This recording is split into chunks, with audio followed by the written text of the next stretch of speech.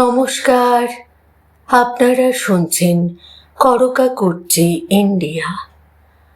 Uttam Kumar special পর্বে আজকের বিশেষ পর্ব। রূপলী পর্দার উজ্জ্বল আলোয় যাকে আমরা মহানায়ক হিসেবে চিনি, তার জীবনের এমন এক অধ্যায় আছে যা আজও অনেকের অজানা। একজন শিল্পী যিনি লক্ষ মানুষের হৃদয়ের রাজা, একজন অভিনেতা যার নাম শুনলেই বাংলা সিনেমার স্বর্ণযুগ চোখের সামনে ভেসে ওঠে। কিন্তু জানেন কি, তিনি নিজেকে শুধু সিনেমার মানুষ বলে ভাবতেন না, বরং তাঁর বিশ্বাস ছিল, আমি আগে যাত্রার শিল্পী, তারপর সিনেমার অভিনেতা। কেন প্রতি বছর জগদ্ধাত্রী পুজোর রাতে তিনি যাত্রার মঞ্চে উঠতেন? কেন জীবনের শেষ দিকে আবার যাত্রায় ফিরতে চেয়েছিলেন? আর কেন সেই স্বপ্ন অসম্পূর্ণই থেকে গেল? আজকের পর্বে আমরা ফিরে দেখব মহানায়ক উত্তম কুমারের সেই বিস্মৃত অধ্যায়, যা বাংলা সংস্কৃতির ইতিহাসে এক অপূর্ণ স্বপ্ন হয়ে রয়ে গেছে। চলুন তাহলে শুরু করি আজকের পর্ব। প্রবোধ বন্ধু অধিকারী এক অসাধারণ প্রশ্ন তুলেছিলেন। উত্তম কুমার যখন বাংলা চলচ্চিত্রের শীর্ষে, তখনও কেন প্রতি বছর জগদ্ধাত্রী পুজোর রাত্রে যাত্রা করতেন? এ কি শুধুই তার শখ, নাকি তার পুরনো অভ্যাস, নাকি জনপ্রিয়তা বাড়ানোর কৌশল? উত্তর এর কোনোটাই নয়। কারণ তখন উত্তম কুমারের জনপ্রিয়তা এমন এক উচ্চতায় পৌঁছে গেছে, যেখানে বছরে একদিন যাত্রা করে নতুন খ্যাতি অর্জনের কোনো প্রয়োজনই ছিল না তাঁর।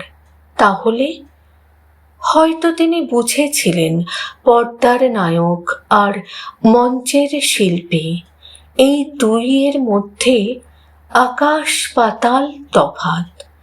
সিনেমায় দর্শক আপনাকে দূর থেকে দেখে, কিন্তু যাত্রার মঞ্চে শিল্পী আর দর্শকের মধ্যে কোনো দূরত্ব থাকে না। সেখানে করতালি শোনা যায়, চোখের জল দেখা যায়, মানুষের ভালোবাসা ছুঁয়ে দেখা যায়। সম্ভবত সেই টানই তাকে প্রতি বছর ফিরিয়ে নিয়ে যেত যাত্রার মঞ্চে। আবার এটাও হতে পারে তিনি কখনো ভুলে যাননি তাঁর শিকড়কে, কারণ তাঁর শিল্পী জীবনের সূচনা হয়েছিল যাত্রার মঞ্চ থেকেই। সময় এগোতে থাকে। একদিন সংবাদপত্রের প্রথম পাতায় বড় বড় অক্ষরে প্রকাশিত হলো এক চাঞ্চল্যকর খবর। উত্তম কুমার যাত্রার নির্দেশক ও সুরকার। খবরটি প্রকাশ হতেই বাংলা সংস্কৃতি জগতে যেন ভূমিকম্প নেমে এলো। কেউ অবাক, কেউ ক্ষুব্ধ, কেউ বিদ্রূপ করলেন। অনেকে বললেন, উত্তম কুমার যাত্রায় এসে কি করবেন? তিনি তো সিনেমার মানুষ, যাত্রার উন্নতি কি তার হাতে সম্ভব? আরও অনেকে বললেন, যাত্রার জাত নষ্ট হবে। সেই সময় চলচ্চিত্র জগতেও নানা গুজব ছড়িয়ে পড়ে। যারা সারা জীবন উত্তম কুমারের সঙ্গে কাজ করেছেন, তাদের মধ্যেও অনেকে এই সিদ্ধান্তের বিরোধিতা করেছিলেন। কেউ কেউ মনে করেছিলেন, এ যেন মহানায়কের মর্যাদার সঙ্গে মানানসই নয়। কিন্তু উত্তম কুমার অন্য রকম মানুষ ছিলেন। তিনি জনপ্রিয়তার জন্য নয়, ভালোবাসার জন্য কাজ করতেন। সবচেয়ে আশ্চর্যের বিষয়, তিনি প্রথমেই অভিনেতা হিসেবে যাত্রায় ফিরতে চাননি।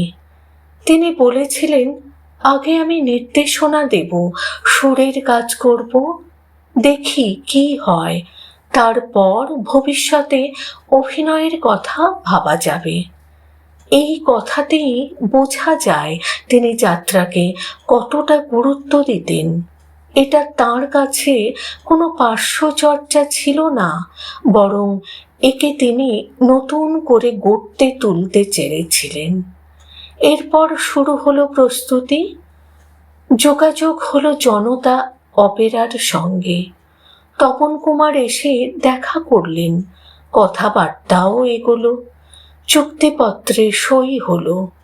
উত্তম কুমার নিজেই গল্প নির্বাচন করলেন, নতুন পালা লেখালেন, প্রযোজনার পরিকল্পনা করলেন।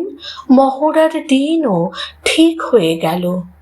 চিৎপুর অপেক্ষা করছে, যাত্রা শিল্পীরা অপেক্ষা করছেন, বাংলার দর্শক অপেক্ষা করছেন। সকলের মনে একটাই প্রশ্ন, কবে মহানায়ক আবার যাত্রার মঞ্চে ফিরবেন? কিন্তু ইতিহাস কখনো কখনো সবচেয়ে নিষ্ঠুর মুহূর্তটাই বেছে নেয়। মহড়া শুরু হওয়ার কয়েকদিন আগেই অকালেই নিভে গেল সেই দীপশিখা। মহানায়ক উত্তম কুমার আমাদের ছেড়ে চলে গেলেন। আর কোনোদিন তার পা পড়ল না চিৎপুরের সেই মাটিতে। অসম্পূর্ণ রয়ে গেল এক ঐতিহাসিক প্রত্যাবর্তন। যাত্রা শিল্পের মানুষ আজও বিশ্বাস করেন উত্তম কুমার আগে তাঁদেরই মানুষ ছিলেন, তারপর তিনি সিনেমায় মহানায়ক হয়েছিলেন। এই বিশ্বাসের মধ্যে রয়েছে গর্ব, আছে ভালোবাসা, আছে শিল্পীর প্রতি অকৃত্রিম শ্রদ্ধা।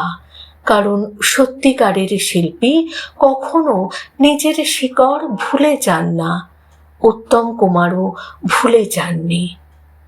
আজ আমরা মহানায়ককে স্মরণ করি তাঁর অসংখ্য সিনেমার জন্য, কিন্তু তাঁর অসমাপ্ত যাত্রার স্বপ্ন সমান শ্রদ্ধার দাবিদার।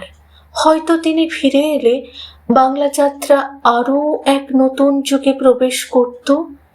ইতিহাস সেই সুযোগ পায়নি, কিন্তু ইতিহাস আজও মনে রেখেছে একজন মহানায়ককে, যিনি সবার আগে ছিলেন একজন মঞ্চশিল্পী।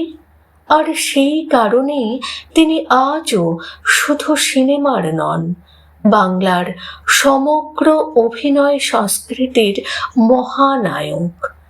ধন্যবাদ আজকের পর্বটি শেষ পর্যন্ত দেখার এবং শোনার জন্য।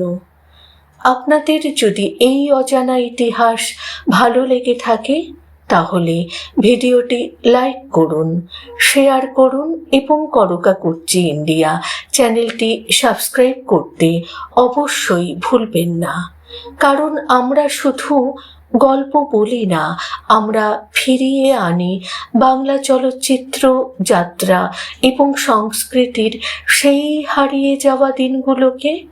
আবার দেখা হবে নতুন এক অজানা ইতিহাস নিয়ে। নমস্কার।